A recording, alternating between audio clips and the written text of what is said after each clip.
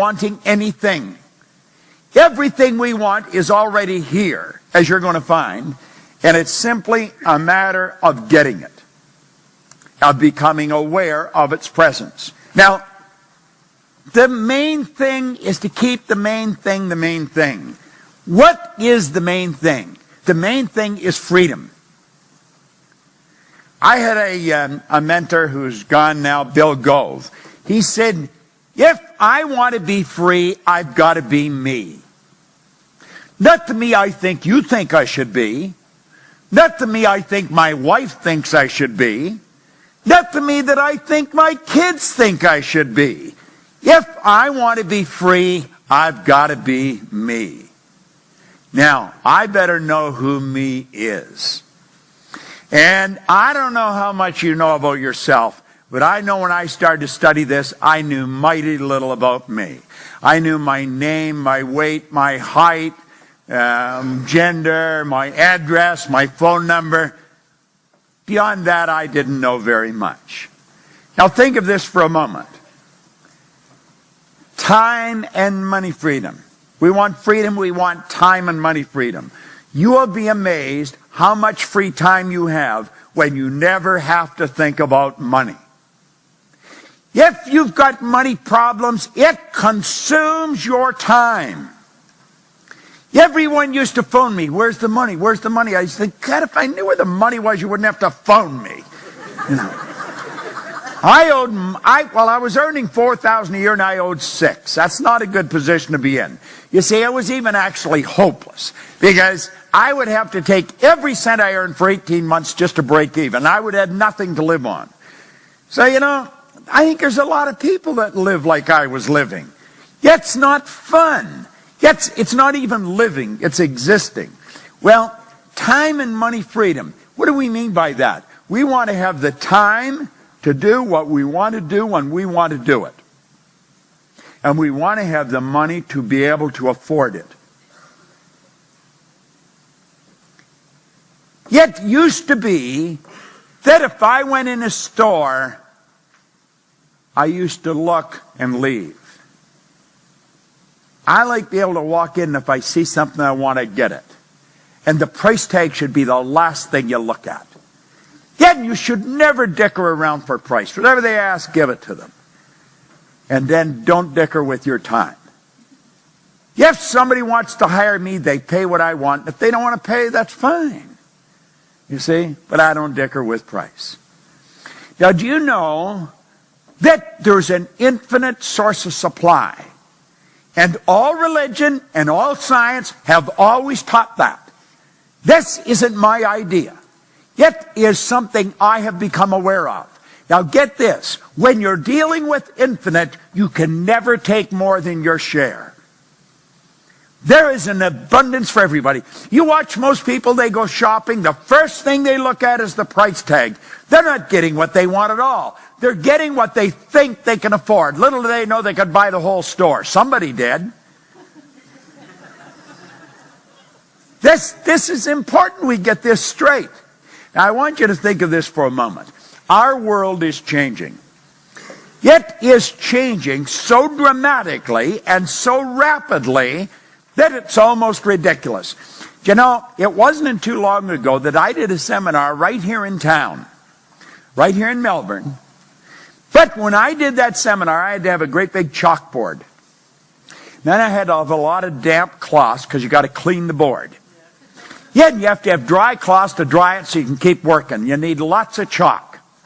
Today, I've got a little 3-pound computer. I can make all these pictures, and I can just touch a button, and boom, the pictures change. This world is getting smaller. It's not getting bigger. It is really getting smaller.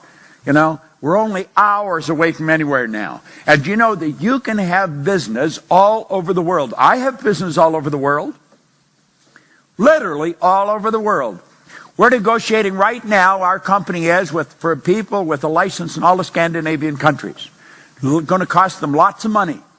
And I just talk to the lawyer periodically. In fact, I talked to him since I got here, and I said, no, don't do that, do this. And he said, okay. And then I don't have to do it, somebody else is doing it. This is a little world we're a part of. Like I was saying last Thursday, I was working in Dublin, and this Thursday I'm working in Melbourne. And been all over the place. Besides that, it wasn't too long ago that would have been a lifetime experience to do that. Now you can knock it off in a week, plus a whole lot of other things as well. This world is really getting smaller. The chip has changed our whole life. In 1970, that's before some of you were even here, I was on a program in Chicago with Eric Hoffer. Mark Twain one time said, if I had more time, I'd write you a shorter letter. He must have had a lot of time. Hoffer did, because he wrote a little book called The True Believer. That's a classic. But on this program in 1970, the Human Resource Congress, he said, in times of change, the learners will inherit the earth. I took that to be metaphoric for that you'll be happy, healthy, and prosperous. Yet in times of change. Now, you see, things were really changing in 1970, but by comparison, they weren't even warming up. Look at the speed we're moving at today. In times of change, the learners will inherit the earth, while the learned find themselves beautifully equipped to deal with a world that no longer exists. See, school leaves us with the idea that there's such a thing as a learned person or an educated. Do you know there's no such thing as an educated person? That's a misnomer. I don't know who thought of it, but it isn't so. Education, the word comes from the Latin educo, meaning to educe, to develop, or to draw out from within. There's no such thing as a learned. You're either learning or you're not. Yet you see, the people that got the degree and they think they've arrived, they're wondering what's happened. This world is changing. Yet if you want to keep going, you got to keep studying. You've got to keep learning. Yet should be a part of your daily experience, same as eating or having a shower. Yet it's got to be something we're doing all the time. If we will, we'll inherit the earth. We'll be happy, healthy, and prosperous. Like I said, I'm going to be 73. I got more energy than most people, 23. I earn all kinds of money. I have all kinds of fun. I've got a lot of wonderful friends all over the world. But that is because I just keep studying. Yet if you stop studying, it goes away. It's that simple. There's nothing complicated about this. This is not rocket science. It really isn't. This chip has changed our whole world. Yet it's changed it like night and day. Now, I know there has to be at least one or two of you in the room that has never studied what we're going to be talking about. You want to thank God that you're here. See, I happen to believe you're always in the right place for the right reason at the right time. This is the most powerful stuff that you're ever going to lay your hands on. It's like I said, I've got license to brag about it because none of it's mine. But I'm going to tell you something, over 45 years, even if you're 6 feet short, you're going to pick up something if you study the same thing. And I've been studying this a long time. Now, I like the way Bill Gates put it. He said, one thing is clear. We do not have the option of turning away from the future. No one gets to vote on whether technology is going to change our lives. This isn't a democratic concept. This is the deal. And you're either a part of it or you're not. You see, this deal is strictly between you and yourself. No one else is involved. I was talking to a man out at the front, and he was talking about this, and he was explaining how there's a problem in his family. And I said, listen, that's not your problem. I said, your problem is with you. I said, Pogo said, we have seen the enemy and they are us. That's the deal. It's never anybody else. If you have a problem, the person you should be having a consultation with is always available. That's a good thing to remember. All right? Me. Just mea culpa. It's me. It's my problem. Nobody else's. The deal is strictly between you and yourself. Now think of this.